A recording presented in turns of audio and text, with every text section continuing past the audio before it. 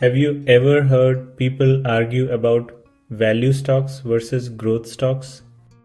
It's kind of like the Marvel versus DC of investing.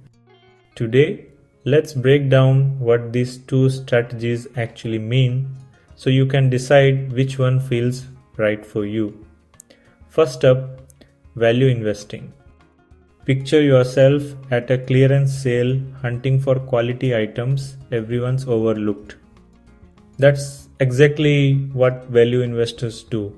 They look for companies that are trading for less than what they're really worth based on things like earnings, assets, and dividends.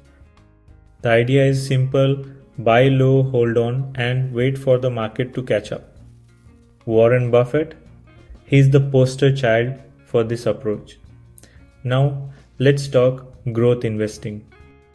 Growth investors skip the bargain bin and head straight for the hottest new items companies expected to grow fast, even if they seem expensive right now. Think tech, startups, innovative disruptors, and those stocks everyone's buzzing about. The hope: their price will keep rising as the business explodes in size. So, which strategy is better? Honestly, it depends on you. Value investing is usually less risky. The stocks tend to be from established companies, think banks, consumer goods, or energy. You might not see wild gains overnight, but it's a steady approach. Growth investing, that's more of a roller coaster. There's bigger upside potential but also more risk. Growth stocks can soar, but crashes can be painful, especially if the company doesn't deliver as expected. Let's get practical. If you'd rather sleep soundly and play the long game, value investing might suit you.